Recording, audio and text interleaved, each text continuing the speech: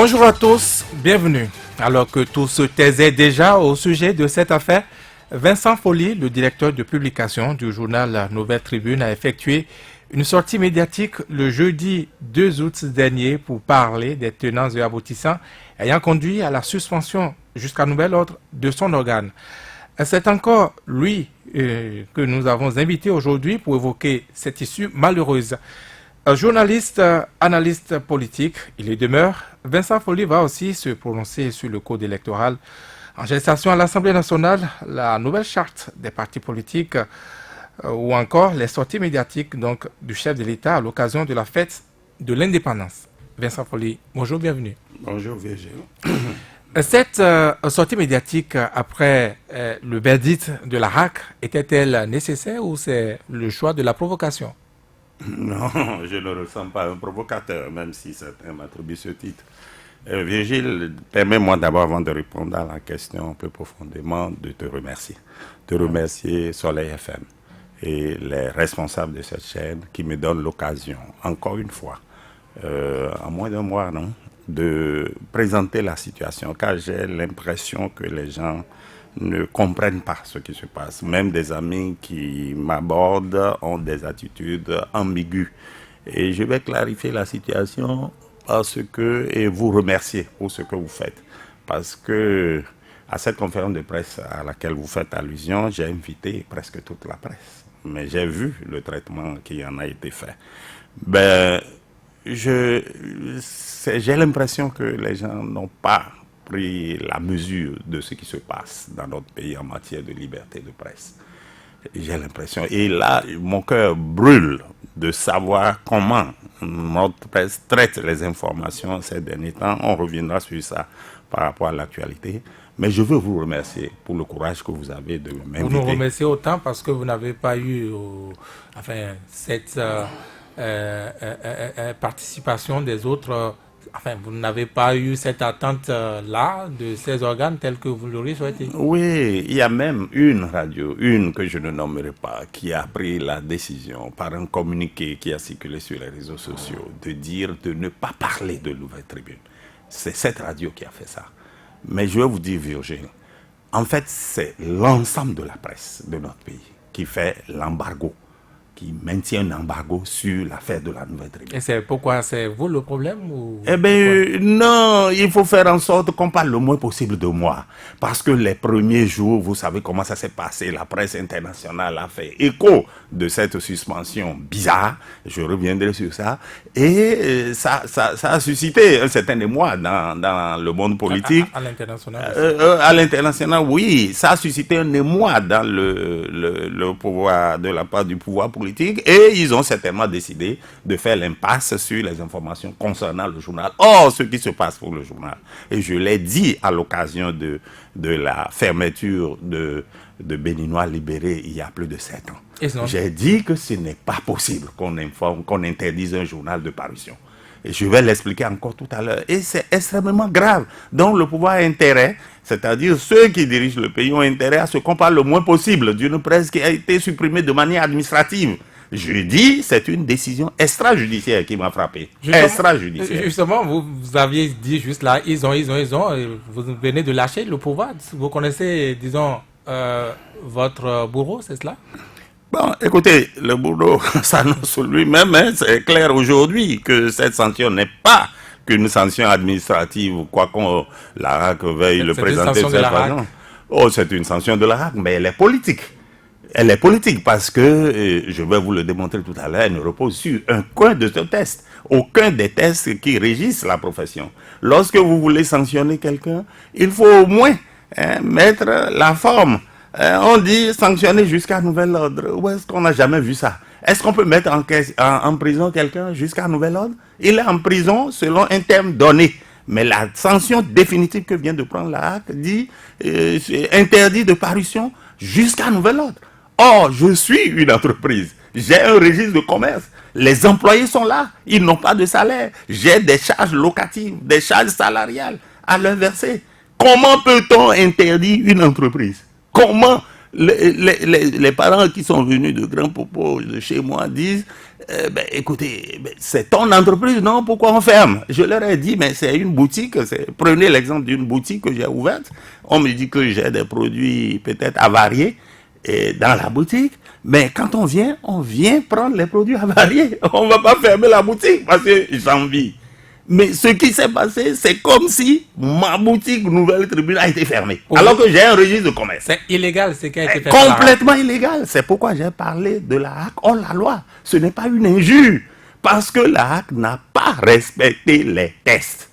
Je vais le démontrer encore très rapidement si vous le voulez bien. Oui, mais parlons donc de ce silence autour. Si cela vous est arrivé, on peut dire que ça pourrait être contagieux, mais pourquoi ne serait-ce que par protection de soi-même, par prévention? On n'a pas vu les associations, on n'a pas vu les autres organes. Je vais vous dire, moi, je ne veux pas parler des gens. Je ne veux pas nommer des personnes pour dire ils ont fait ci, ils ont fait ça, ou ils n'ont pas fait ci, ils n'ont pas fait ça. Ce débat appelle des choses et on va dire, Foley a dit ça. Ce que je veux dire, j'ai été très heureux lorsque les associations professionnelles, dès le lendemain de la suspension, sont allées me voir. Ce n'est pas moi qui suis allé les voir. Ils sont allés me voir pour dire que cette sanction est illégale. Ils ont dit que les raisons évoquées par la HAC ne sont pas du ressort de la HAC. J'ai écouté le président de l'UPMB. Je n'ai pas vu le président de l'autre, du patronat auquel dont je suis membre, j'allais dire, j'ai été membre fondateur. Mais si je n'y suis plus, je sais ce qui se passe. Et ils savent pourquoi je n'y suis plus. Bon, je ne peux pas cautionner ce qui se passe. Maintenant, je ne les ai pas vus, ce n'est pas grave. Mais après, qu'est-ce qui s'est passé? Pourquoi sont-ils restés muets? Pourquoi peut-il accepter qu'on me sanctionne avec une sanction, comme j'ai dit, bizarre, qui n'existe nulle part, qui ne repose sur aucun test? La première sanction, la sanction de mesures conservatoires, je l'ai dénoncée. Ça repose sur l'article 55 de la loi organique. C'est le seul article de la loi organique qui permet au président de prendre une décision. On lui dit, article 55, je vais lire ça très rapidement. L'article 55, en cas d'urgence, voilà, en cas d'urgence, la HAC, qu'est-ce qu'elle fait?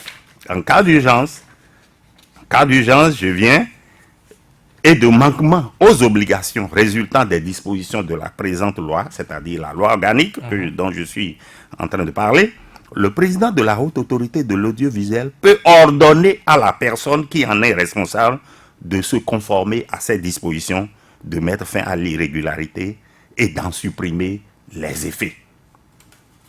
Et l'article se termine ainsi, sa décision est immédiatement exécutoire. Et on termine encore, il peut prendre même d'office toute mesure conservatoire. J'ai dit à l'occasion de la prise, le président de la HAC a utilisé l'article 55 3 fois. Une première fois contre le matinal, et j'ai dénoncé ça.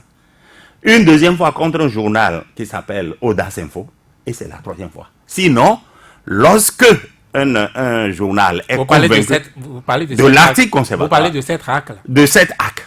Les anciennes HAC n'ont jamais utilisé l'article 55 pour frapper il a eu la le presse. cas de Cap FM.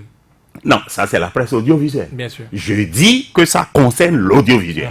Si vous lisez tous les articles concernant la loi organique, vous verrez que, en fait, ce qui était visé à l'époque, en 1997, lorsqu'on avait pris la loi, c'était l'audiovisuel qui venait d'arriver. C'est-à-dire les télévisions privées venaient d'arriver, il fallait prendre des mesures pour encadrer.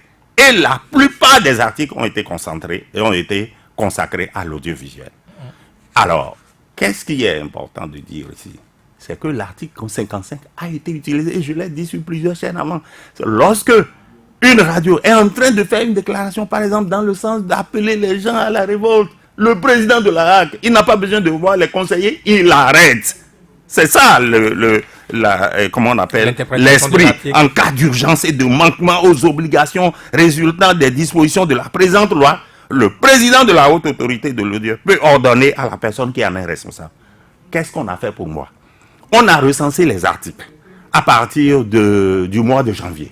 jusqu'au mois d'avril. Et on dit, vous êtes singularisé par des propos outrageants et attentatoires à la vie privée du chef de l'État. Et je lis, c'est des citations. J'ai contesté cela, même à l'audition publique. On me dit que je n'ai pas présenté les arguments. Je vais vous dire comment ils ont motivé la décision tout à l'heure. On me dit que je n'ai pas présenté les arguments suffisants et que je me suis excusé. Je parlerai de l'excuse.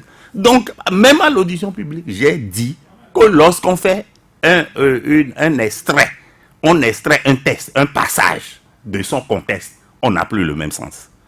Les phrases n'ont plus le même sens.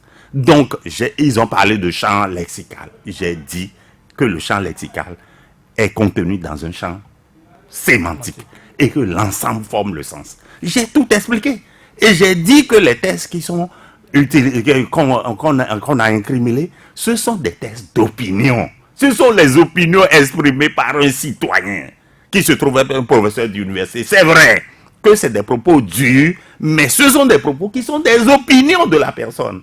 Si j'étais allé au tribunal comme le prescrit la loi, moi je crois que le juge va m'interroger et je vais faire valoir ma bonne foi en publiant ces textes. Mais voilà, on a utilisé l'article 55 et on a pris une mesure conservatoire qui a duré 2 mois. C'est illégal. Je dis que la HAC est dans l'illégalité parce que dès qu'ils ont pris la mesure, le président de la HAC a dit sur une des radios privées ici, que je ne vais pas citer, que la mesure va durer 1 mois. Et après, la plénière va se réunir. Figurez-vous. Elle a duré 2 mois. Elle a duré 2 mois. En violation. Parce que lorsque, je vous ai dit tantôt, lorsque ce test, le président de la HAC a pris pour la première fois la mesure conservatoire, contre le matinal, les conseillers se sont réunis. Et c'est en février 2016. J'ai écouté une de vos émissions, vous avez fait allusion à ça. J'ai le test, la décision que les conseillers, l'ensemble des conseillers ont prise le 26 février 2016. Ils ont dit que la mesure conservatoire adressée à un journal est quelque chose de très grave. Que le président, regardez, en article 2, en cas de recours à la mesure conservatoire conformément aux dispositions de l'article 55, c'est ce que les conseillers écrits, du 21 août 1992 relative à la HAC, le président en informe la plénière des conseillers dans un délai de 5 jours ouvrables au maximum. C'est-à-dire, après le cas matinal, les conseillers de la HAC se sont réunis pour dire désormais que le président utilise cet article 55 contre... Qui est un article très grave parce qu'il a suspendu un journal. Qui est une entreprise. Elle doit continuer à fonctionner. Les gens sont là, ils doivent avoir leur salaire. On a des partenaires, on a des abonnés. Il faut répondre. Et de votre point de vue, pourquoi la même HAC n'a plus... non, ils savent, c'est eux seuls qui peuvent répondre. À l'époque, c'était sous le président, le régime précédent. C'était en février, je vous ai dit, 2016. C'est à la veille des élections de mars 2016 dont vous connaissez les résultats.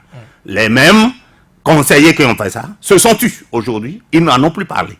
Mais on a déjà dépassé cette étape. Parce qu'ils ont mis 2 mois au lieu de mettre 5 jours. Et s'ils avaient réuni la plénière, mon cas aurait été déjà réglé à cette occasion. Vincent Folli, on aurait pensé que, disons, à la séance de l'édition publique, vous avez dû aggraver votre cas pour en aboutir, en arriver donc à cette sanction. Mais non, qu'est-ce que j'ai aggravé? Écoutez, ça faisait 2 mois, c'était très long. J'ai reçu beaucoup de pression.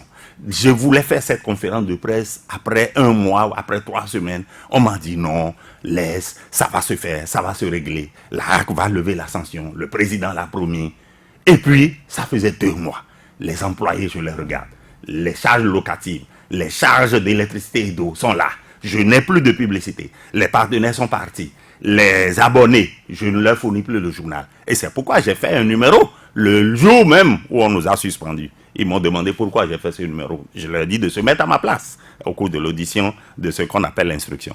Donc, qu'est-ce qu'il fallait faire? Tout le monde m'a conseillé, écoutez, fais profil bas, ne dis rien, présente des excuses même s'il le faut, et fais une amende honorable. C'est ce que j'ai fait. J'ai eu cette attitude tout à fait responsable. Qui peut me le reprocher? Mais aujourd'hui, j'ai compris que c'était une manière de m'obliger à donner ma position. Lorsque c'est un des conseillers que je revois encore dans la salle, qui me dit, M. Folli, vous avez présenté des excuses de manière plate, On ne peut pas accepter ça. Allez-y, qu'est-ce que vous voulez même dire? Qu'est-ce que vous présentez des excuses au chef de l'État? Et j'ai dû dire exactement ce que j'ai dit. Je dis à haute et intelligible voix que si le président se sent blessé, que je lui présente les excuses. Je présente des excuses au président de la qui a dit que les lettres de recours que j'ai envoyées avaient un caractère aussi injurieux. Et je lui ai dit, je présente les excuses. Mais sur le fond, j'ai défendu la thèse que un test comme ça ne peut pas être entré. S'il y a des injures, ce n'est pas à la HAC de sanctionner. J'étais convaincu que la HAC ne ferait plus rien et qu'ils allaient accepter mes excuses. Mais ils ont pris d'abord deux décisions. Une décision bizarre qu'ils ont appelée portant levée de mesures conservatoires. Et moi, j'ai cru que c'était terminé. Et après, la dernière décision, la toute dernière, qu'ils ont appelée mesure d'interdiction. Et c'est là où il y a le drame. Parce que cette mesure, si la première est tout à fait normale, à savoir, ils auraient pu mettre ça sur la même décision. Mais ils ont décidé de dire, voilà, ils ont levé la mesure conservatoire. Question de forme. Question de forme, mais ils auraient pu mettre ça dans le même truc. Les juristes pourront vous le dire mieux que moi. Maintenant, ils prennent une décision d'interdiction. Je suis d'accord. Qu'est-ce qui leur donne le droit de prendre cette décision? Mon cher ami, mon cher Virgile, il n'y a aucun test qui le dit. Et leur embarras a été prouvé dans les articles de condamnation, lorsqu'ils veulent énoncer. Considérant, ils ont dit, il n'y a que deux considérants, que le journal La Nouvelle Tribune s'est éloigné de sa mission sociale d'information et d'éducation des masses en proférant des injures contre le chef de l'État sur plusieurs parutions. Le journal s'est éloigné de sa mission sociale. Moi, La Nouvelle Tribune. Qui est-ce qui peut dire que mon journal s'est éloigné de sa mission sociale? J'ai toujours été, ceux qui sont au pouvoir, je les regarde aujourd'hui, excuse-moi Virgile, de dire les choses profondément. Depuis 17 ans que je fais ce journal, je n'ai jamais été condamné par le tribunal. J'ai toujours fait la part des choses en présentant l'information de manière plurielle. Ceux qui sont au pouvoir aujourd'hui ont bénéficié de ce que la Nouvelle Tribune a pu faire lorsque nous critiquions les pratiques du régime du président Yahi. Ils ont, à l'époque, certains me félicitaient. Et je les revois aujourd'hui, ceux qui étaient partis de la société civile, ils ont profité. Lorsque le président même actuel a été enfermé de manière tout à fait illégale au commissariat central, mais j'étais là. J'étais encore là lorsqu'on l'a conduit au tribunal. Mais j'ai fait la même chose quand ils sont venus au pouvoir, lorsque Léadi s'est retrouvé dans les conditions dans lesquelles il s'est retrouvé, et on m'a accusé d'avoir encouragé quelqu'un à ne pas respecter. Mais c'est la même méthode. C'est-à-dire que la Nouvelle Tribune est toujours là pour informer. Donc je suis étonné qu'on puisse dire que moi, je me suis éloigné du caractère social. Comment ils peuvent le dire? Ensuite, oui. Considérant que, reçu en audition ce jour devant la plénière, le directeur de publication n'a pas pu justifier ces allégations. Les conseillers étaient là, j'ai parlé des tests, j'ai parlé du champ lexical, du champ sémantique, et de ne pas faire une extraction. Ils auraient pu dire que je ne les aurais pas convaincus. Ils ont dit que je n'ai présenté, n'a pas pu justifier ces allégations. Comment je n'ai pas pu justifier? Dans mes recours, j'ai dit la même chose. J'ai été constant. Dans le recours gracieux que j'ai envoyé au président de la HAC, j'ai été constant en disant que les tests ont été extraits, que ce sont des opinions. Alors, comment peut-on justifier encore? Et on dit, il a présenté des excuses au chef de l'État au collège des conseils. Donc, c'était une stratégie pour m'avoir. Et ils ont fait ce qu'ils voulaient faire. Obtenir de moi votre aveu. Mes aveux. C'est ce que j'ai appelé extorsion d'aveux. Extorsion. Ils l'ont fait pour justifier ce qu'ils ont fait. Mais alors, oui, quand ils l'ont fait, décide. Voilà ce qu'ils ont dit. Le jour-là, la Nouvelle Tribune interdit de parution en imprimé et en ligne, ou en ligne, disent-ils, jusqu'à nouvel ordre. Justement, c'est ce que j'allais évoquer. Ce qui a changé, donc, c'est cette interdiction désormais de parution en ligne. Et également, est-ce que ce n'est pas ce qui a hérité la HAC en réalité pendant cette suspension pour mesures conservatoires? Est-ce que ce n'est pas le fait d'avoir continué à apparaître en ligne? Est-ce qu'ils l'avaient dit dans leur décision? Dans l'article 55 qu'ils ont voulu, ils n'ont pas dit. Mais aujourd'hui, ils l'ont dit et je suis surpris. Mais ils ne l'ont motivé par aucune disposition de la HAC. Et j'ai dit au cours de ma conférence que la HAC est hors la loi. J'ai dit encore que ce n'est pas une injure.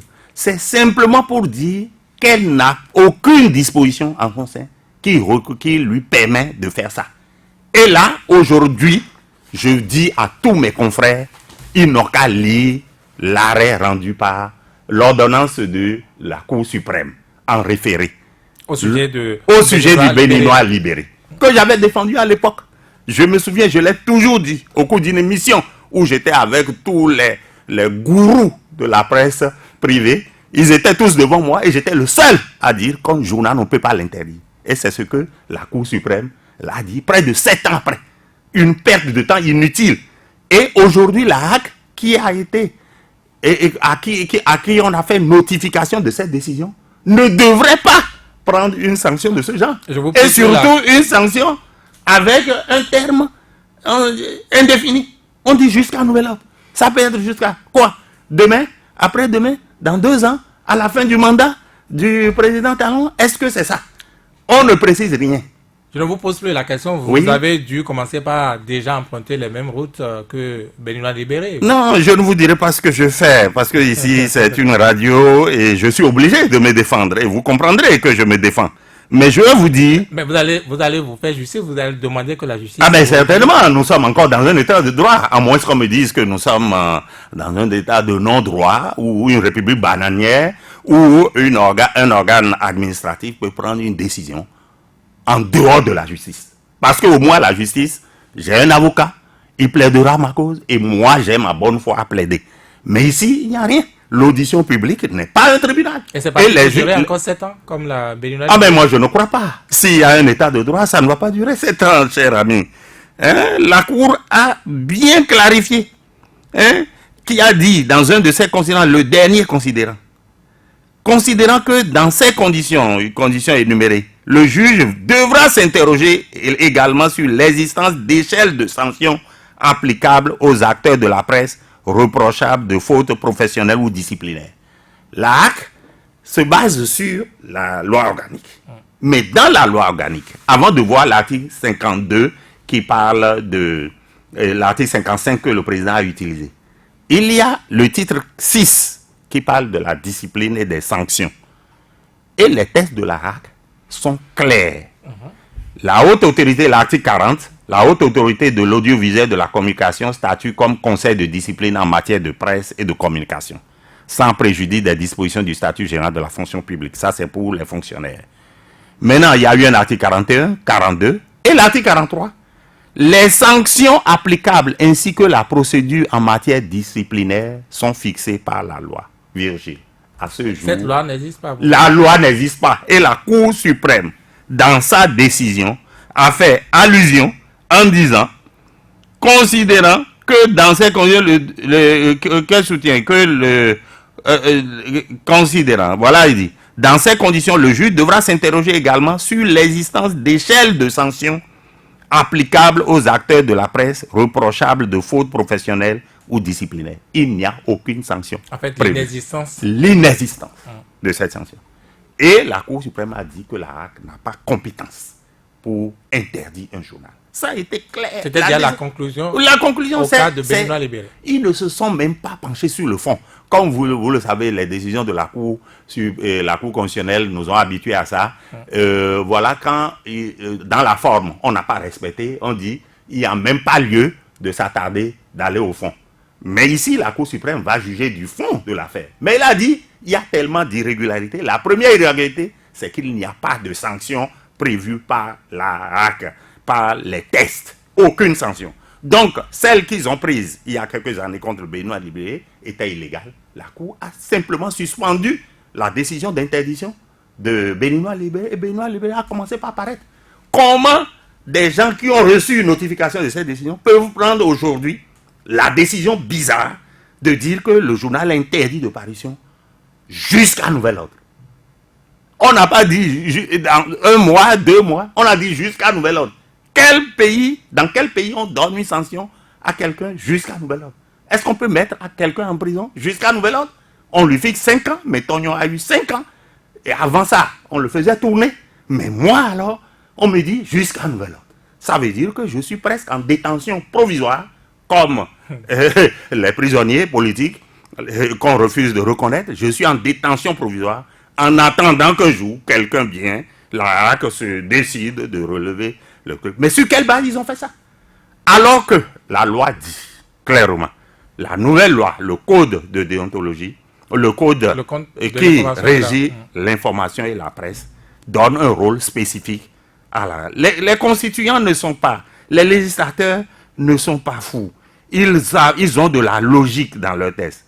Il y a l'article 58 qui dit que le rôle de la RAC est clair.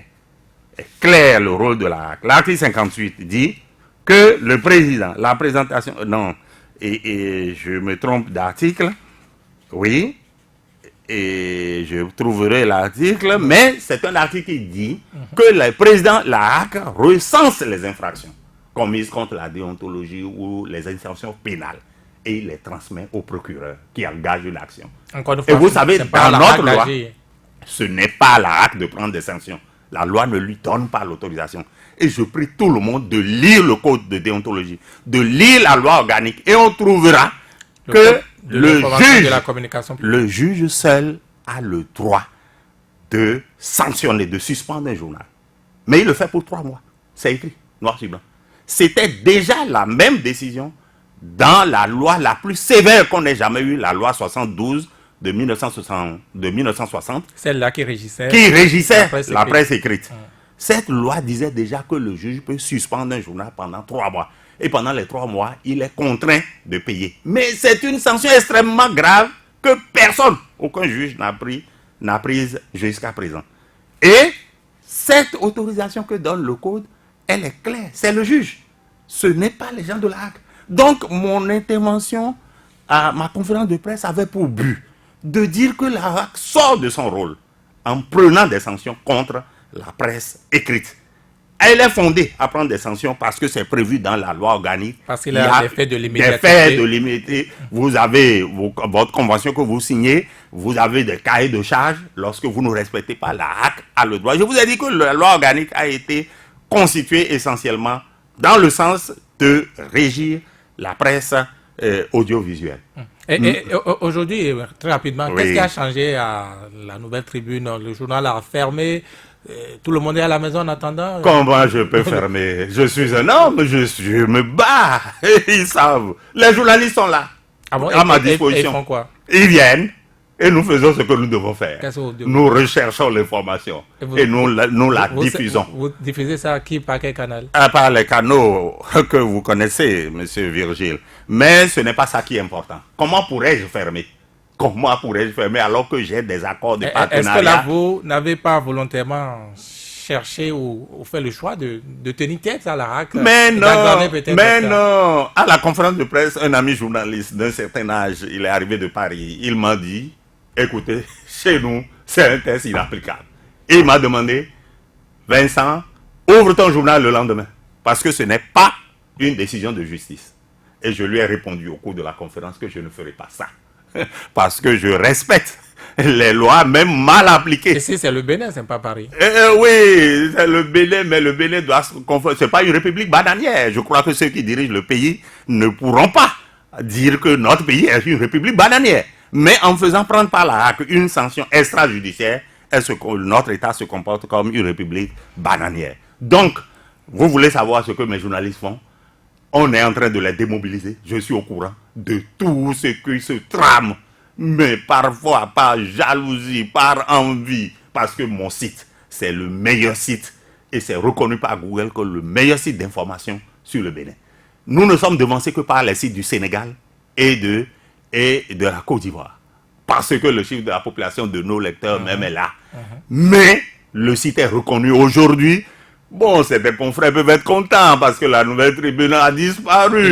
Mais nous n'avons pas disparu. Il y a une place à prendre. Il y a une place à prendre et ils se disent, bon, c'est bon, mais ça n'arrive pas qu'aux autres. Ce qui m'arrive aujourd'hui, moi qui ai toujours lutté pour une information plurielle et dont ceux qui sont au pouvoir actuellement ont bénéficié, et ils l'ont reconnu, vous, la Nouvelle Tribune, vous êtes un journal équilibré.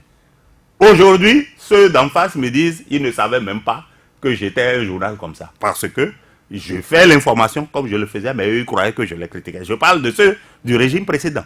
Donc, aujourd'hui, je suis très à l'aise pour dire que je ne peux pas laisser mes journalistes en rade. Ceux qui me sont fidèles, et ils sont là, et nous travaillons à ce que l'information soit véhiculée. Vous savez, aujourd'hui, il y a les réseaux sociaux, il y a tout. Mais nous nous préparons pour une contre-offensive à la mesure de la sanction qu'ils ont prise. Une contre-offensive judiciaire? Non, Virgile, ne me fais pas dire ce que je ne veux pas dire. Non, mais écoutez, quand vous parlez de nous sommes dans un pays la guerre au Bénin, qui n'est plus tout à fait normal. Regardez votre radio.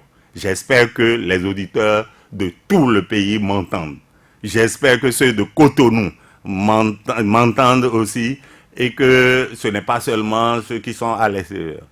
Vous savez ce qui se passe sur votre radio. Et vous savez, dans notre pays, et je suis au regret de le dire, personne ne veut plus parler directement. Sur le téléphone, nous ne sommes pas en sécurité. Même les ministres qui étaient mes amis n'osent plus m'appeler par le téléphone. Certains m'appellent sur WhatsApp. Est-ce que c'est normal? Nous sommes dans notre pays. Comment je peux comploter contre le régime? Est-ce que j'aspire à prendre le pouvoir? Mon rôle, c'est d'informer. Et je crois que je joue ce rôle le plus tranquillement possible. Et on devrait nous laisser. Donc, dans cette atmosphère-là, ne me dites pas de livrer tous mes secrets d'alcôve, cher ami. Ben, l'actualité continue sans vous, Vincent Folly, et sans la tribune. On peut en parler. Ben, bien sûr, mais sans nous, je ne suis pas interdit de journalisme, comme on l'a fait pour les journaux. Peut-être que demain, ils vont prendre une sanction, mais c'est une sanction qui ne tiendra pas, parce que ça n'existe nulle part, et la Cour suprême leur a démontré ça. Alors, cet exercice, on va le faire, mon cher ami. L'actualité continue sans vous, disais-je, donc le code électoral, en tout cas celui-là qui doit régir les élections à venir, est en gestation à l'Assemblée nationale, je le disais aussi. Ben, cette caution pour la présidentielle est désormais fixée, selon la commission des lois, à 250 millions de francs CFA pour le chef de l'État, 200 millions pour une liste aux prochaines législatives. Quelle est votre appréciation? Avant de venir à la question, j'ai beaucoup lu ces derniers temps et j'ai lu le code électoral qui a été adopté seulement en 2013. Pourquoi en sommes-nous venus à un code électoral? Parce que les lois étaient changées à chaque début d'élection et le législateur a décidé à juste raison de revoir tout ça et de faire en sorte qu'on ait une loi unique. Et on a adopté le code il y a 5 ans. Et voilà, on est encore en train de modifier. Alors, je vais vous dire, ce que la presse a présenté la dernière fois, c'est une sorte d'amalgame. Amalgame? Oui, un de nos confrères a dit, voici l'intégralité du nouveau code électoral. Et lorsque vous allez sur la page, vous lisez simplement que c'est le projet de charte, c'est la charte des partis, la loi 2018-23 portant charte des partis qui a été adoptée en commission. Le code électoral, c'est un document très lourd. Ici, j'ai l'ancien code. Le nouveau, je l'ai reçu aussi en format papier et nous étions en train de l'étudier. Tout le code. Le code compose, l'ancien code se compose de 5 livres. On a le livre premier jusqu'au livre 5, je crois, si je ne m'abuse. Bien sûr, et chaque livre est une loi. En fait. Est une loi. Et on a ajouté dans le code de 2013, il y a 5 ans seulement, on a ajouté, c'est à la dernière partie, la loi de 21 du 21 février 2003 portant charte des partis politiques. C'est cette charte seulement que la commission a étudiée. Donc, on fait diversion. La charte a été étudiée et envoyée en plénière. Adoptée en commission, mais pas encore adoptée en plénière. La charte est adoptée en plénière. C'est le code électoral maintenant qui est adopté en commission en attendant l'étape. Donc, là, c'est extrêmement grave. Si c'est ce que j'ai lu là qui est adopté en plénière, moi, je ne crois pas. Je voudrais parler sous le contrôle des hommes de droit. Fixez le micro, s'il vous plaît. Oui. L'Assemblée a délibéré, adopté en sa séance du 26 juillet la loi dont la teneur suit. Et ça se termine par une signature de... Moi, je ne crois pas que... à moins je parle sous leur contrôle. La charte, vous dites que la charte a été adoptée. Bien sûr, la charte des partis politiques. Et donc, c'est le code électoral. Qui reste maintenant. Voilà. Ils ont dit l'intégralité du nouveau code électoral. L'intégralité ne peut même pas tenir dans un journal de 12 pages, ni de 16 pages, ni de 14 pages. C'est très lourd, comme vous venez de le voir ici. En fait, ce sont les... Mais ce que j'ai compris, c'est que le rapport de la commission a été adopté. par la commission. Le rapport a été adopté. C'est ce que je lis pour le code dans les électoral. journaux sortis, pour le code électoral. Bien sûr. Et on a présenté ce qu'on a appelé les innovations. Mais dans la charte des partis, il y a des choses extrêmement graves. Figurez-vous. Puisque vous voulez qu'on parle de la charte, parlons-en d'abord. Oui, parlons de la charte et vous verrez. La charte, l'ancienne charte comporte 50... Quels sont ces éléments graves? Oui, j'en viens. L'ancienne charte comprend 57 articles. La nouvelle, 58. En fait, vous allez dire qu'ils n'ont rien changé. Le problème est où? Mais c'est faux. On a refondu des articles. On a bouleversé l'ordre. On les a positionnés là où c'est au début, ça se retrouve à la fin. C'est un problème de forme, c'est cela? Ce n'est pas qu'un problème de forme. Ce qui est fondamental qu'il faut retenir, je crois que les partis doivent se réveiller. On ne fait plus allusion aux alliances de partis, ni aux groupes de partis. Dans la nouvelle charte. Dans l'ancienne charte, à l'article 6, une alliance de partis est constituée de 2 ou de plusieurs partis politiques qui concluent un accord en vue d'atteindre un objectif politique. Un groupe de partis politiques est constitué de 2 ou 3 partis ou de plusieurs partis politiques qui décident de mener conjointement une ou des actions ponctuelles. En fait, qu'est-ce qui se passait dans notre pays? À chaque élection, des alliances se créent, puisque les gens étaient sûrs qu'ils ne pouvaient pas gagner les élections, que ce soit législatives ou les élections présidentielles. En fait, on fait des alliances. Aujourd'hui, avec le nouveau code, c'est interdit. On parle de partis politiques. Mais je dis c'est une supercherie. Pourquoi? Comment? C'est une supercherie parce que dans le camp de ceux qui soutiennent le gouvernement, on a dit que les partis forment des blocs. On a parlé, j'ai lu dans la presse pendant que j'étais interdit, on a parlé de blocs. Il y a deux blocs déjà. Il y a 2 blocs constitués aujourd'hui. Mais ces blocs, je vais vous dire, Virgile, ce sont des alliances de partis. Ça veut dire quoi? Que s'il y a un bloc qui va s'appeler UN, un bloc qui va s'appeler PRD, qui concentre, qui cristallise, j'allais dire, et qui est une constellation de partis qui prennent le nom de UN.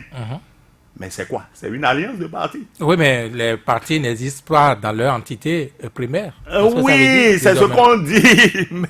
Mais c'est une supercherie. C'est pour empêcher, en tout cas, j'espère que je parle sous le contrôle des politologues et des juristes.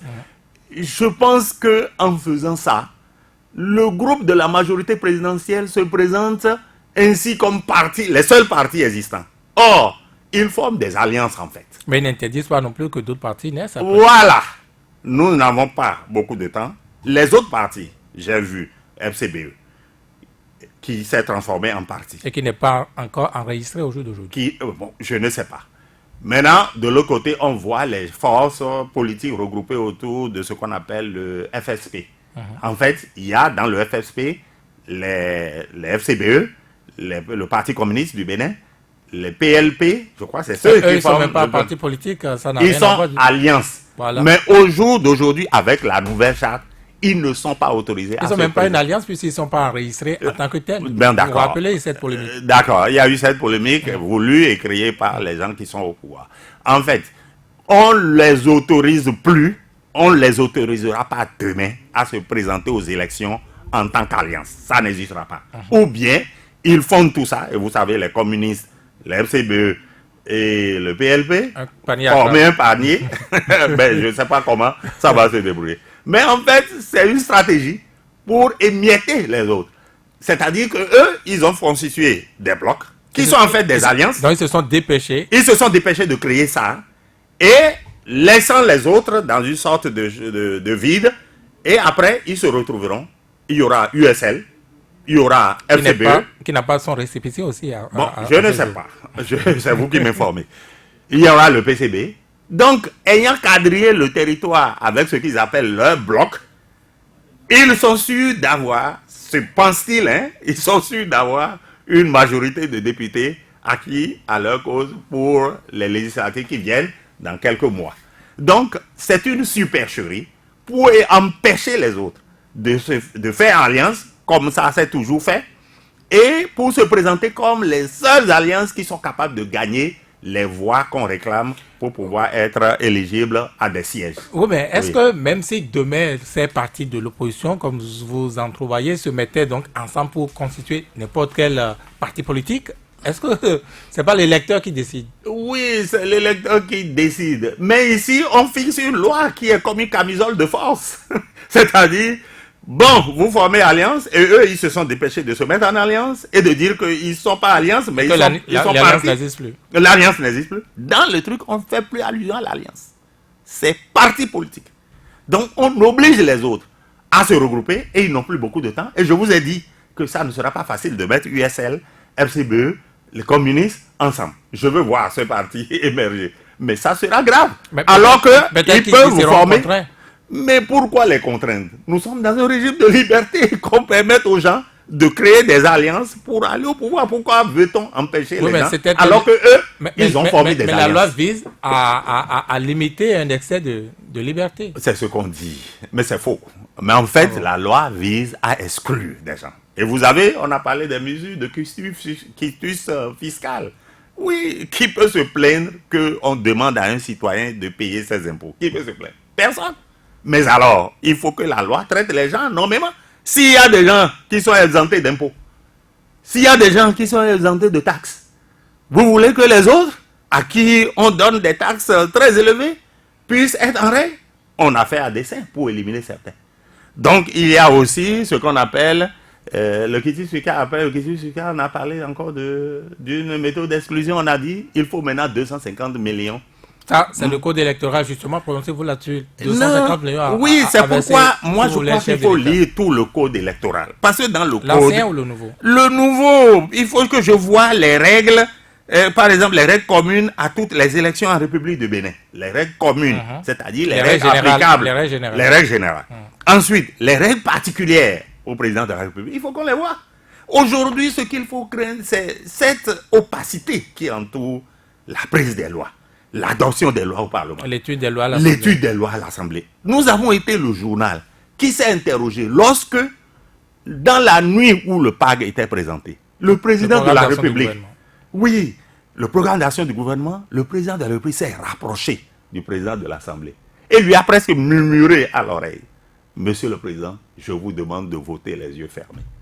Ça peut être une blague. Ben, c'est ce que, quand nous avions écrit que c'était suicidaire de parler comme ça, les journaux proches du pouvoir nous ont dit: mais pourquoi nous on cherche toujours la petite bête? Pourquoi les institutions ne peuvent pas s'entendre? Mais nous sommes dans un régime de séparation de pouvoir. Ce qui se passe aujourd'hui, que des députés ont qualifié de vassalisation du pouvoir, c'est ce que nous voyons. C'est-à-dire cette capacité de faire des lois, de les adopter rapidement. En revenant sur la charte des partis, je vous dis, lorsque vous lisez, à part les alliances qui sont supprimées, on avait parlé à corps et à cri de financement public. Mais j'ai lu les articles sur le financement public. Mais dans l'ancienne loi, c'était clair. C'est-à-dire, si vous avez un nombre de députés, vous avez 5 millions. C'était clair. C'était très très clair ce qu'on doit payer aux partis. Non, cette fois-ci, ça a été dégagé de la charte. Et ça va être adopté avec une loi. Oui, c'est ce qu'on a dit. Oui. C'est ce qu'on a dit.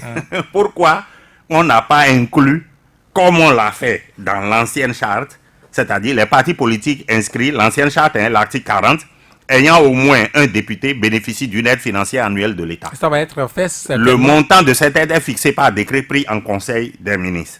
En tout état de cause, cette aide ne peut être inférieure à 5 millions de francs par député élu. Est-ce que cette charte a été jamais appliquée? Moi, je veux savoir. Si. Chaque député recevait 5 millions, comme vous le dites. Mais on a dit que ça va être fixé, le montant est fixé par décret. Moi, je n'ai pas vu le décret. La répartition de cette aide se fera au prorata du nombre de députés obtenus par chaque parti politique. Au prorata des députés, la répartition sera... Ça, c'est l'ancienne charte. Oui. Dans la nouvelle charte qu'ils ont adoptée, on parle de financement public, mais on ne donne plus de précision.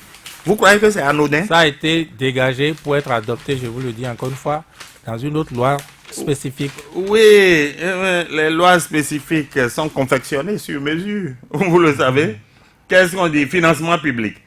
L'article 38, donc, je vous ai dit qu'on a fondu tous les articles. Les partis politiques régulièrement constitués en activité conformément aux dispositions de la présente loi, peuvent bénéficier d'une aide financière de l'État.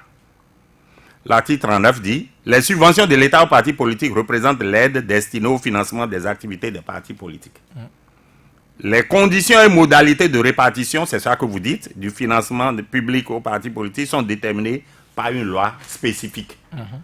D'accord. C'est la prise de cette loi qui va se faire attendre et qu'on fera... Et qui va certainement se faire immédiatement. Je ne crois pas. Pourquoi ne pas fixer? Puisque le président, dans son programme, avait déjà dit qu'il faut financer les partis. Et avant l'adoption du code, les gens disaient, ou plutôt le président, je crois avoir entendu le président dire une fois qu'il faut avoir un certain nombre de députés pour bénéficier de l'aide.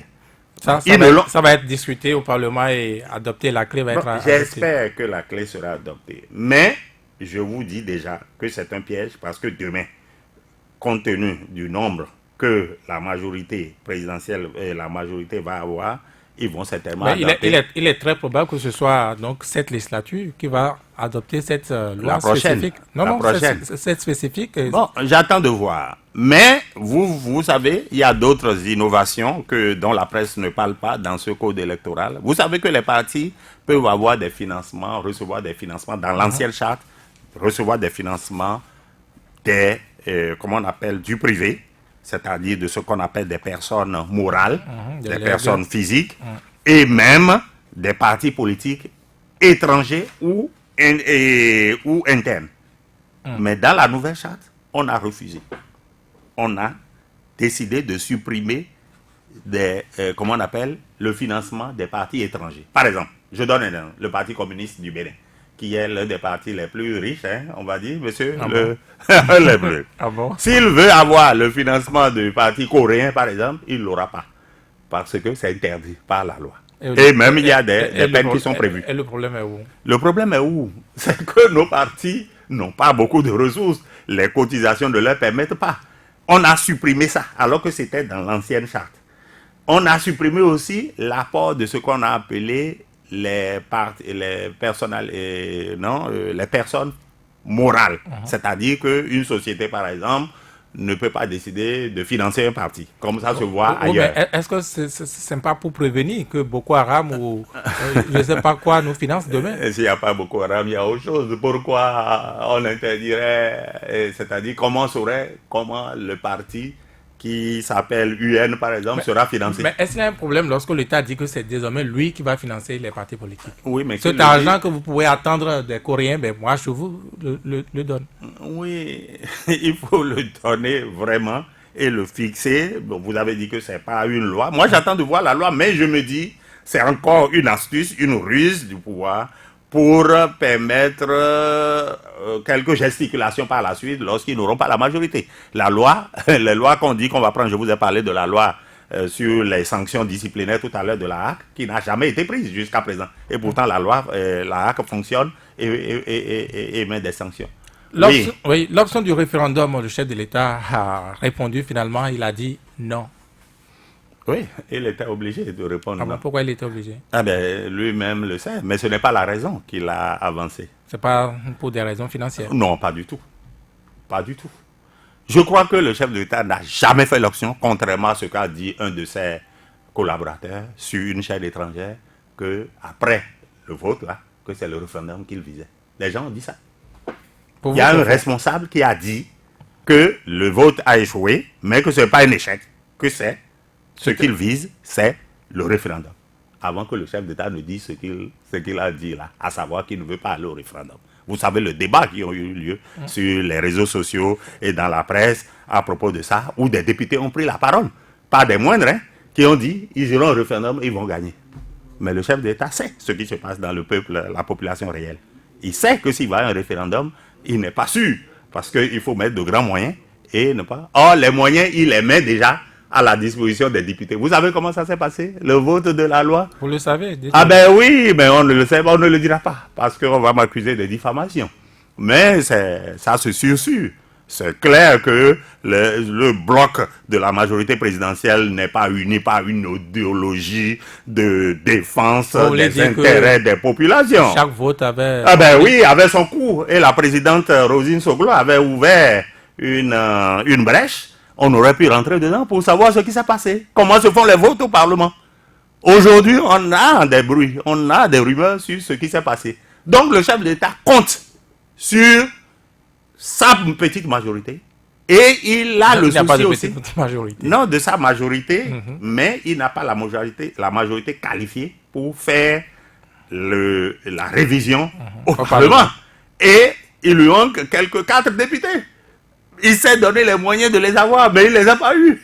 Je dis bien, il s'est donné les moyens. Comment on peut aller en prison, prendre le vote d'un député qui a été bastonné publiquement et dont notre journal a parlé, qui a été bastonné, qui d'abord a été libéré. Vous étiez témoin?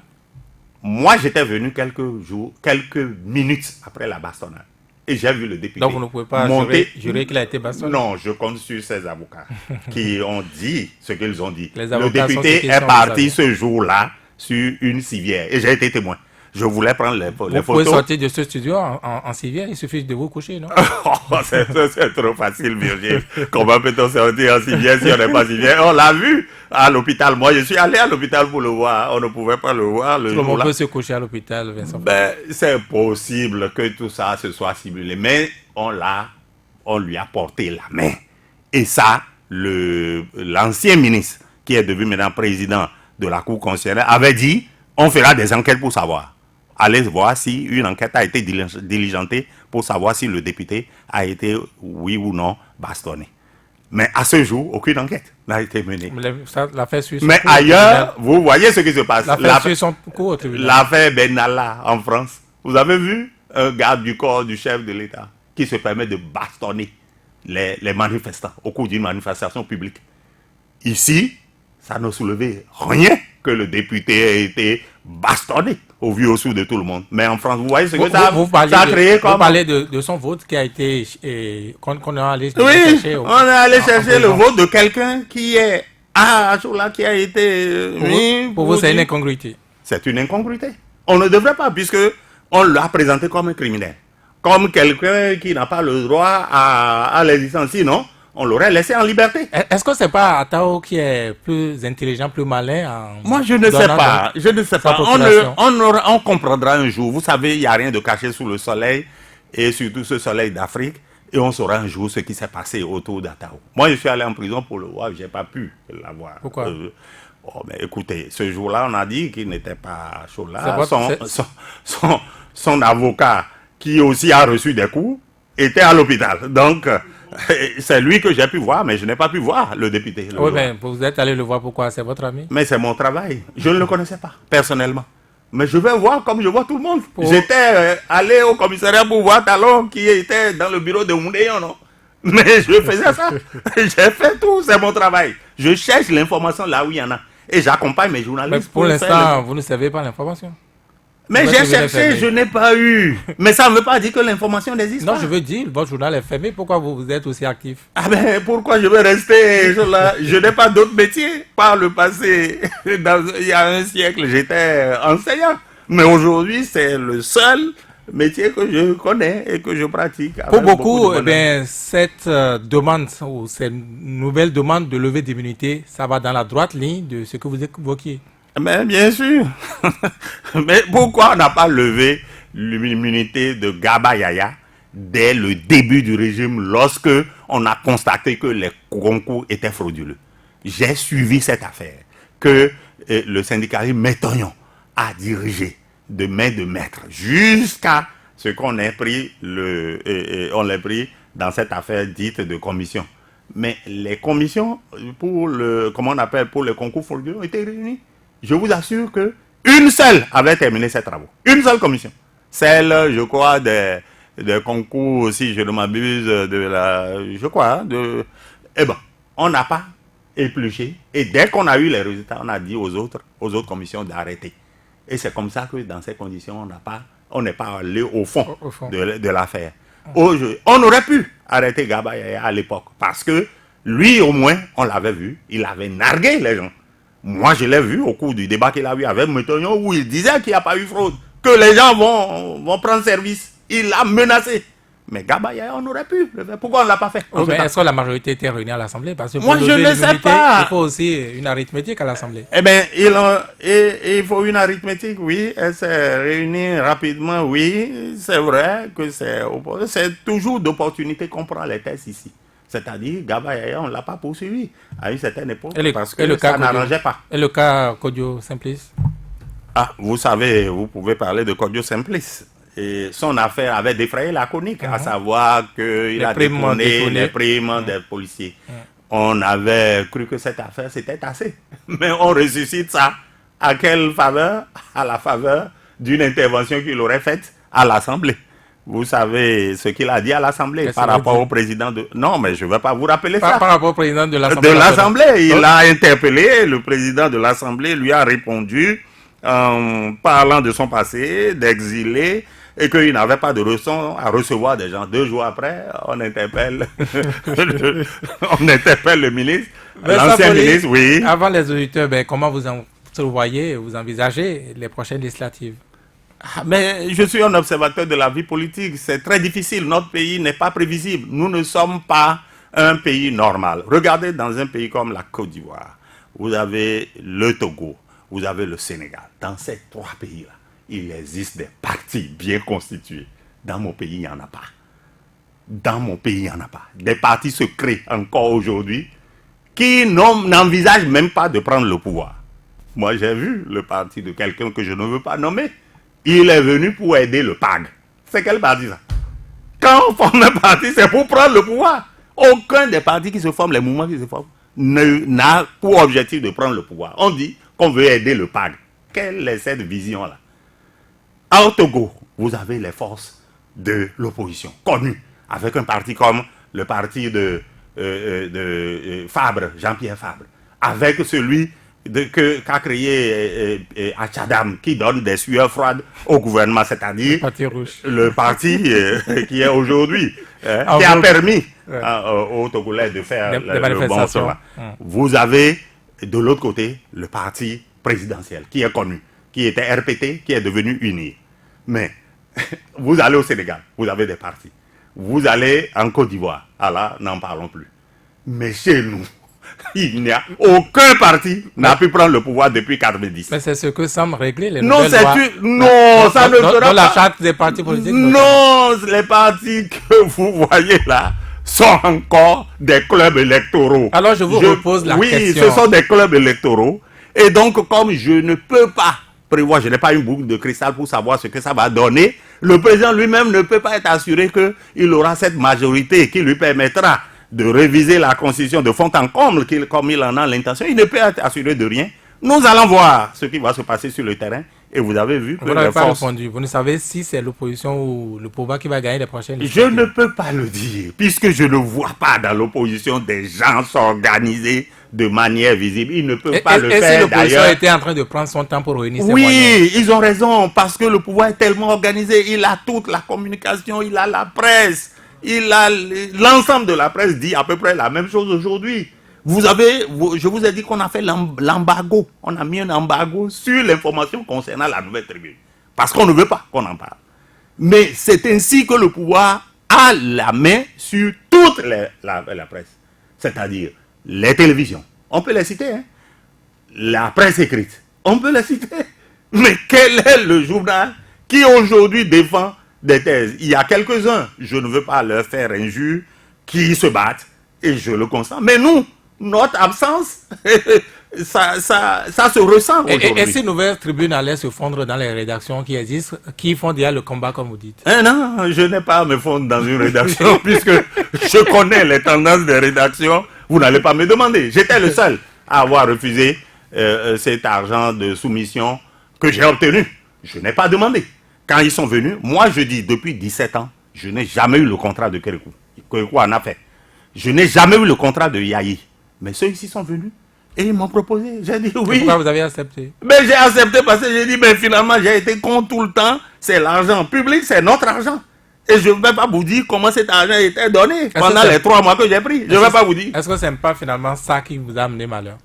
Moi, je ne sais pas, mais il ne faut pas qu'on dise que c'est parce qu'on m'a coupé ça. On me reproche justement de prendre cet argent-là et pourtant de ne pas suivre la ligne. Oui, non, quelle ligne? Ce contrat n'était pas écrit, mon cher Virgile. C'était pas écrit. Je leur ai demandé s'il y avait un test, ils m'ont dit non.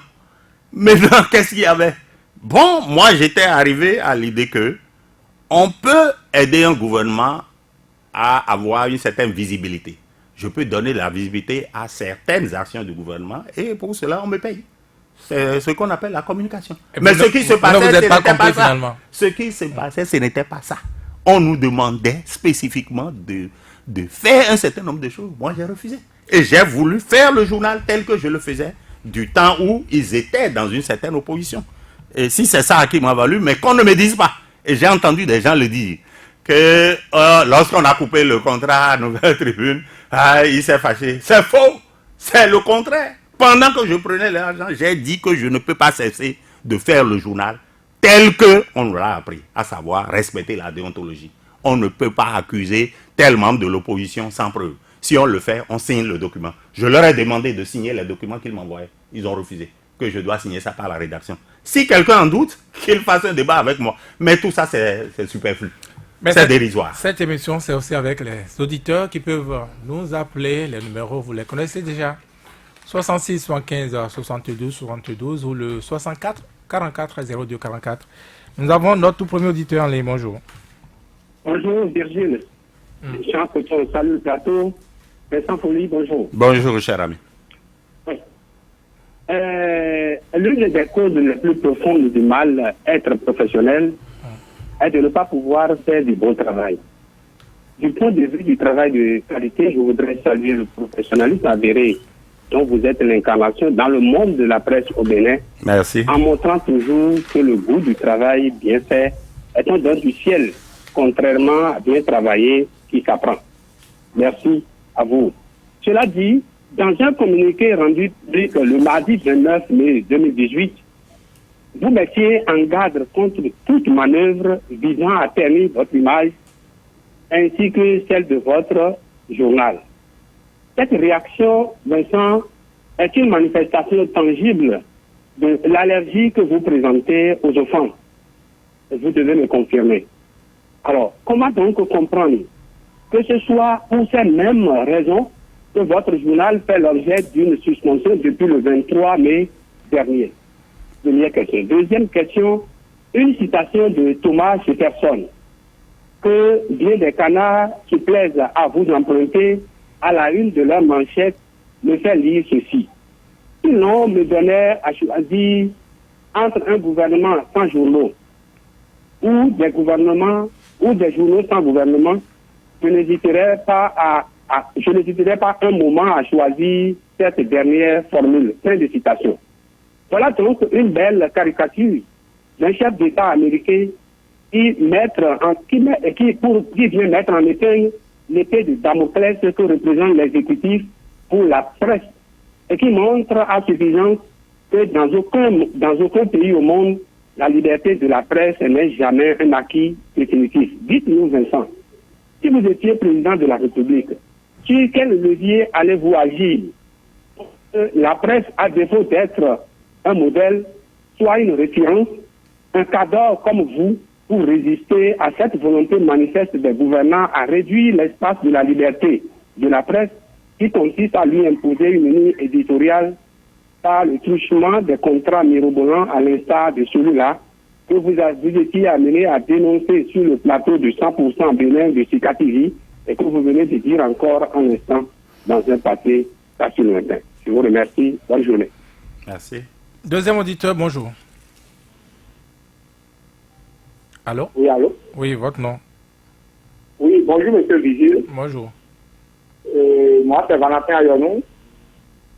Je dis bonjour à monsieur Folly Vincent. Merci. Et ma première question ici, c'est de savoir si votre quotidien, sait-on jamais Bénin, là, ou bien Bénin a rétabli votre quotidien. Parlerez-vous le même langage que les rupturiens ou bien vous allez rester toujours égal à vous-même, comme Vincent Folly d'aujourd'hui? Deuxième préoccupation. avez-vous l'ambition de faire partie des membres de la HAC qui sera installée très très bientôt? Si oui, quelle serait votre première réforme que vous allez proposer dans cette institution? Troisième question, quel appel avez-vous à lancer à vos collègues qui dirigent vos organes comme EDEM et UPMD, respectivement à leur tête, M. Constant Guy Roumi et Franck Fortuné? Et je dis, quelle note pourrez-vous donner à ces deux-là? Et quatrième question pour finir rapidement, une question qui ne va pas certainement vous tirer la langue. En tant que grand journaliste d'investigation, que peut cacher la nomination de M. Philippe Oudéon? Et j'en ai fini. Bonne journée à vous. Merci à vous, Valentin. D'ailleurs, nous, le troisième auditeur appelant suivant, oui. Allô? Oui, vous êtes en direct. Bonjour, monsieur. Bonjour. Vous avez l'honneur à Médezoundi Serge. Oui, allez-y, monsieur Médezoundi. Oui, bon, je vous appelle depuis Avrancon. Merci, monsieur Vigile. Je salue monsieur Folly. J'ai deux questions. La première, monsieur Folly, est-ce que vous n'êtes pas parfois un peu déçu par le comportement un peu trop passif de vos lecteurs ou de la population béninoise parfois?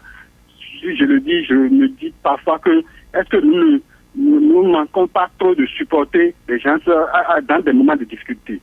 Deuxième question. Moi, je demande ceci. Nous n'hésitons pas parfois à citer des pays qui ont un peu, qu'on ne pouvons pas considérer aussi démocratiques que notre pays. Tout à l'heure, vous citiez Sénégal, Côte d'Ivoire, Togo et autres. Est-ce que parfois, il ne faudra pas que nous supportons un peu cette difficulté parfois parce que les autres ont eu à supporter des difficultés? Je me dis, est-ce qu'il ne faudra pas que parfois nous laissons ou bien que d'autres soient sacrifiés parfois pour que nous arrivons aussi à leur niveau à un moment donné. Parce que nous n'hésitons pas à voir qu'eux, ils sont peut-être parfois un peu plus ordonnés et tout, mais n'oublions pas qu'ils ont supporté des choses que nous n'arrivons pas du tout à supporter au Bénin et que nous parlons parfois trop au Bénin. Même si je vous reconnais ça arrive la justesse de votre combat et que Dieu vous aide. Parfois, je me demande s'il ne faudra pas consentir à des sacrifices pour qu'un jour, un peu plus ordonné aussi. Merci, monsieur. Et bonne journée de l'État à tout le monde. Merci, bonne journée à vous aussi. Donc, Serge Médezoundi, quatrième auditeur, bonjour. Oui, bonjour, monsieur Virgile. Comment allez-vous? Oui, ça va bien. Diminuez le volume de votre poste récepteur, s'il vous plaît. D'accord, je peux le faire. Bonjour, monsieur Folly. Bonjour. Alors, je voudrais vous demander, monsieur Vincent Folly, pourquoi vous vous étonnez tant de la mesure qui a été prise en compte de votre journal? Votre nom, s'il vous plaît. Mon nom, c'est Danielson Damien.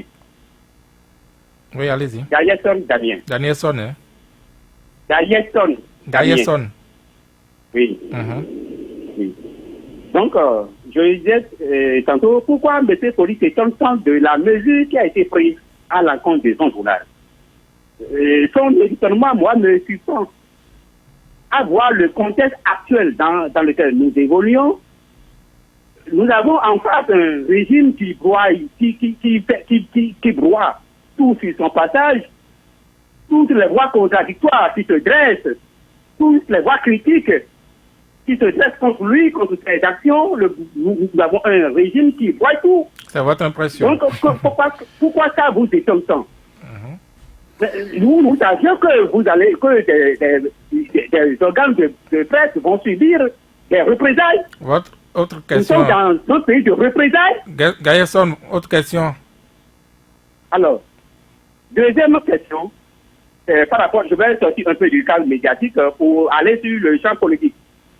La question de la caution aux différentes élections.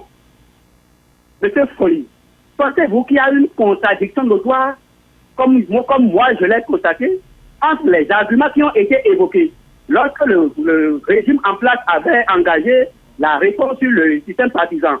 L'un des arguments qui avait été développé par le régime en place, c'était bien sûr de réduire le coût au niveau des élections. C'est-à-dire réduire le pouvoir d'argent dans les élections.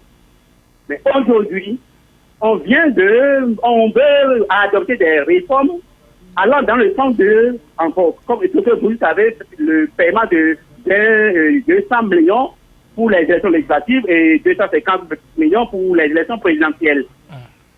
Est-ce que vous ne voyez pas que les tenants de ces réformes-là font preuve d'une contradiction notoire?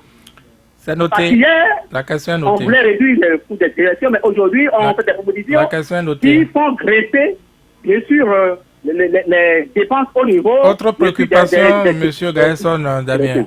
Donc, merci beaucoup. Merci. Je vais m'en tenir à ça. Bon dimanche. Et bon dimanche. Merci. Oui. 66 à 75, Allô. 72, 72. Il a fait le geste. Bonjour, votre nom. Allô. Votre nom, s'il vous plaît. Bonjour. Bonjour. Oui, on m'appelle Joseph Komakoni. Pardon? On m'appelle Joseph Komakoni. Ok, allez-y, monsieur Komakounou. Oui. Bonjour, monsieur Vincent Folly. Bonjour. Je voudrais vous dire tout simplement que vous êtes attrapé par l'histoire d'une nation mal partie. Je voudrais dire par là que dans un pays où toutes les institutions sont privatisées au détriment de la société, comment pouvez-vous vous en sortir de cette manière? Est-ce que vous me suivez? Parfaitement. Vous me suivez très bien. Oui. Vous, Félix, vous avez un certain âge. Notre pays d'aujourd'hui, l'Assemblée que vous voyez là, est-ce que ça appartient à la société nationale ou au gouvernement?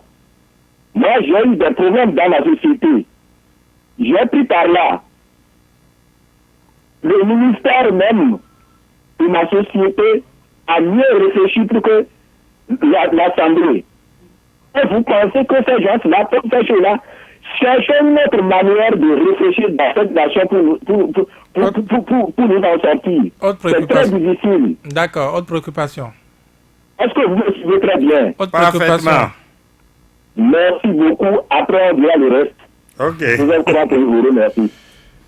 Oui, je vous en remercie. Hein. Merci, nous prenons le 6e auditeur. Bonjour. Ouais, vous êtes en direct, votre nom. Allô? Allô, bonjour la radio. Bonjour, l'auditeur. Justin Essia, je vous appelle depuis Maou. Ma première préoccupation, monsieur Vincent Folly, je vous souhaite du courage. Diminuez le volume de votre poste, monsieur Efia. Ok, c'est bon. Monsieur Vincent Folly, du courage, hein. Battez-vous, quoi qu'en soit la situation de cette terre-là. Battez-vous. Ça va aller. Ma première question. Concernant la loi sur l'élection, quand on parle de 250 millions, 200 millions, est-ce que nous pouvons compter 5 Béninois aujourd'hui qui peut nous rassembler les 200 millions pour aller aux élections législatives dans ce pays-là?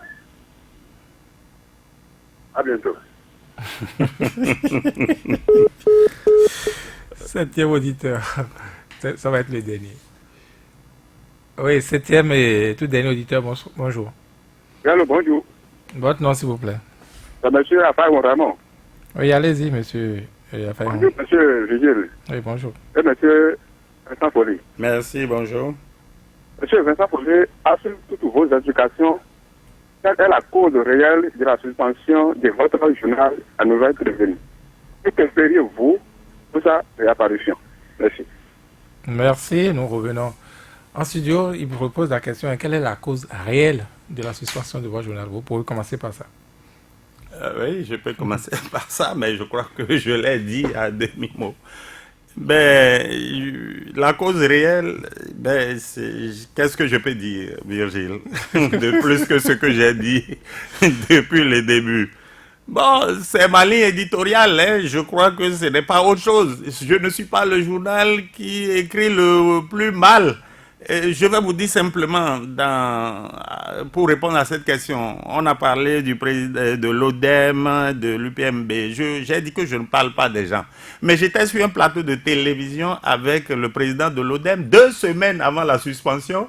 Et lui, il témoignait en ma faveur en disant que j'étais le seul journal qui faisait la différence dans ce lot de journaux qui présentent des titres, comme le dirait le président Adjaka, des titres siamois.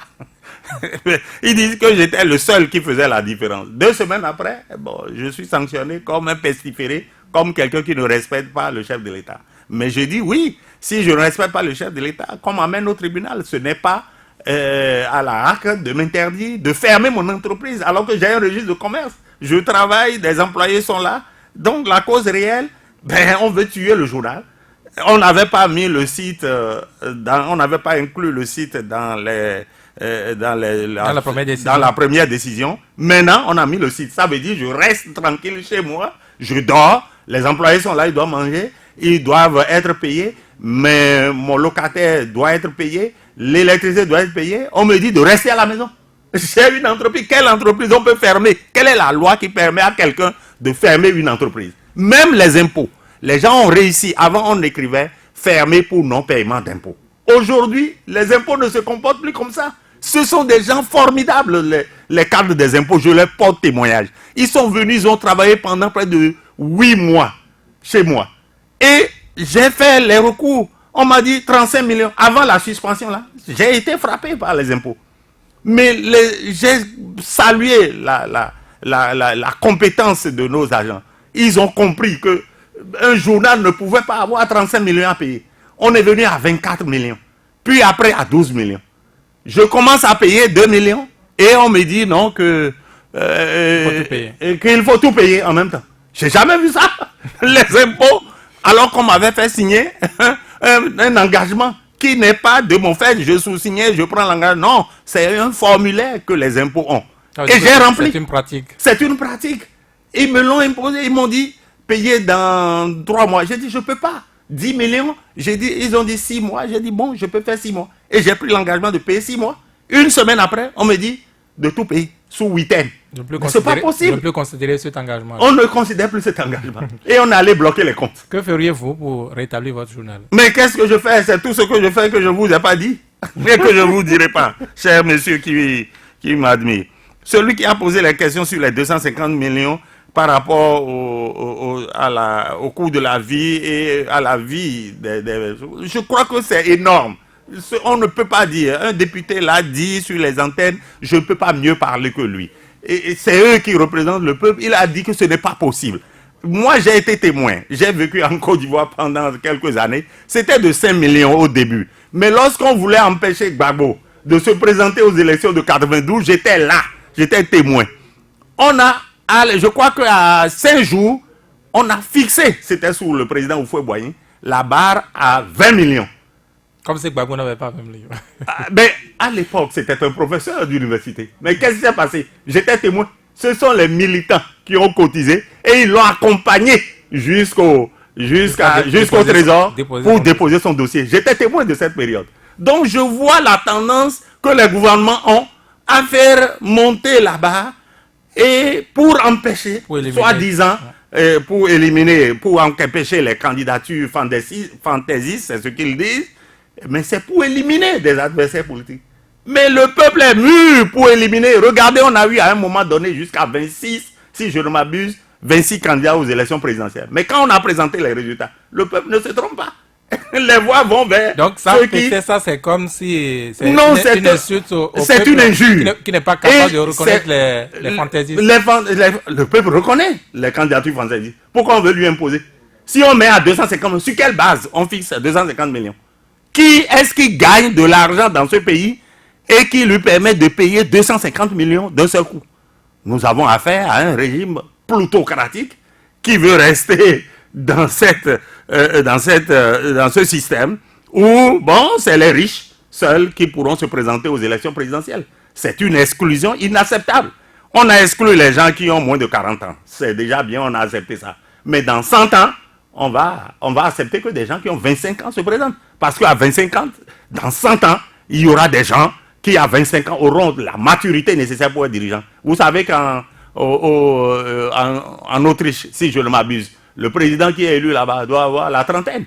Bon, ici, on dit pour être président, il faut 40 ans. Donc, c'est des trucs, des choses qui vont changer. Donc, à part ces exclusions, on dit 70 ans, on ne peut pas l'être. Il y a des gens qui ont... Il y a le président Biya qui a 85 ans. Il a 15 ans du centenaire. Est-ce que les calculs du genre, les calculs politiques, les calculs pour les intérêts des groupes ayant la force arithmétique du moment, est-ce que ça n'a pas toujours été de tous les régimes? Oui, c'est tous les régimes qui font ça. Le président de la République avait juré de ne pas prendre des mesures d'exclusion. Mais on constate que c'est des mesures d'exclusion qu'ils ont faites. Pourquoi dire qu'un ancien président qui veut être député sera dépouillé, perdra le statut d'ancien président? C'est quand même un peu trop gros. Pourquoi? S'il perd le statut d'ancien président, j'ai vu ça sur les réseaux sociaux, ça veut dire qu'il peut encore se présenter. Après ces 2 mandats, il peut encore se présenter. Ça, c'est pour rire. Mais je dis qu'il y a une justice à faire entre un président qui est président de la République et qui a été président et qui est devenu maintenant député. Donc, nous n'étant pas un pays riche, on peut arranger les émoluments pour faire en sorte que ce président qui reçoit les primes d'anciens présidents ne soit pas trop payé par rapport à la masse salariale du pays. On peut comprendre ça. Mais mettre ça dans une mesure comme mesure en disant qu'on perd les statuts... Mais la mesure ici, c'est quand vous êtes candidat, ce n'est même pas quand vous êtes élu. Oui, mais quand vous êtes candidat, c'est là où c'est un peu, c'est complètement, moi je ne peux pas dire loufoque comme décision. Moi, le peuple même réagit à ça et c'est clair. Est-ce que quelqu'un a demandé si je ne suis pas rattrapé par l'histoire du mal pays, de mon pays et un parlement qui est apparemment guidé par le gouvernement, c'est-à-dire qui est vassalisé? La question rejoint celle de M. Dayelson qui a dit: pourquoi vous vous étonnez de la mesure qui frappe votre journal? Je vais m'étonner, je vais continuer à m'étonner et me battre contre cette mesure. Même si je sais pourquoi les gens ont pris cette mesure. Je sais que le contexte actuel, c'est à l'embrigadement. Vous voyez ce qui se passe? Il y a beaucoup plus de communication dans les journaux et j'espère que ceux qui achètent les journaux font la différence entre la communication et l'information. Les lecteurs, moi je les appelle à réfléchir pour ne pas être manipulés. Donc, je vous ai dit, on a parlé du code électoral et je lis, c'est la charte qu'on a présentée. Alors le code électoral comporte plusieurs chapitres, plusieurs livres et on doit pouvoir dire quel est le livre qui a dit ça, quel est l'article qui a dit. On fait ça pour faire diversion dans l'opinion, ainsi pour marquer l'opinion et amener l'opinion à accepter ce qui est inacceptable. Moi, je crois que les lecteurs sont suffisamment mûrs pour comprendre cela. Alors, si votre quotidien reprend demain, est-ce que nous allons changer de ligne éditoriale? Ils le savent. Ils savent que nous n'allons pas changer. Et c'est pourquoi ils vont maintenir la mesure le plus longtemps possible. Il y a des gens qui signent des accords. Vous avez vu, je compare la situation des partis politiques qu'on va voir. Ils sont aujourd'hui à droite. On leur dit, en faisant miroiter peut-être de l'argent, on leur dit de venir. Bon, et on les voit changer d'option. On a vu récemment au cours du vote sur la révision de la Constitution. Mais croyez-moi, notre journal ne tombera pas dans ça. Et c'est parce qu'ils le savent qu'ils vont maintenir la sanction aussi longue que possible. Mais nous, on va se battre pour que le droit soit dit. Quand je vois justement votre ténacité, votre entreprise à se battre, est-ce que vous n'aurez pas dû faire la politique plutôt? Non, je ne veux pas. Je n'ai aucun talent pour la politique qui est faite de mensonges, de retournements de position. Tous les hommes politiques qui sont là actuellement me connaissent. J'ai fait les mouvements démocratiques, je sais ce qui se passe. Mes amis communistes auraient pu me recruter, mais je n'ai jamais été communiste, contrairement à ce que les gens ont pu dire. Tantôt on dit qu'il est PSD parce que je suis du mono, tantôt on dit qu'il est parti communiste quand mes positions sont jugées radicales. Bon, on me trouve partout. On dit que je suis pour Adjavon. Ce monsieur, je l'ai vu pour la première fois, je crois, devant le commandant qui est là-haut. Et bon, mais on me trouve là où on ne veut pas me... Non, je ne ferai pas la politique. mais vous me trouverez bientôt dans autre chose qui ne sera pas la politique. Dans les médias? Non, je ne sais pas. Mais je suis un homme de médias, je vais y rester aussi longtemps que possible. Mais je ferai autre chose, vous verrez ça bientôt. Je crois que vous avez fini avec les... Non, déçu des comportements de la presse et des lecteurs. Non, les lecteurs, j'ai rien à leur reprocher. L'inaction des lecteurs et des Béninois en général. Oui, mais ils ne savent pas que la HAC n'a pas le droit de faire ce qu'elle fait. Le but de mon émission, c'est de leur montrer que la HAC n'est pas une instance judiciaire. C'est donc un organe administratif qui ne peut prendre des décisions qui peuvent être battues en brèche, comme ça l'a prouvé avec la décision du Béninois libéré. Il demandait aussi si ce n'est pas une phase par laquelle il faut prendre pour faire grandir donc notre démocratie. Non, je ne crois pas qu'on soit obligé de reculer. Ok, nous arrivons je ne sois pas. Oui. C'est bon. Oui, c'est bon. On est à la fin de cette émission. Oh mon Dieu, ça finit si vite. Oui. Votre mot de fin? J'ai pas de mot de fin si j'ai réussi. Merci beaucoup à vous, en tout cas, Vincent Folly. Merci, surtout aux amis auditeurs. Georges pour nous assurer la réalisation technique de cette émission. On se retrouve encore dimanche prochain.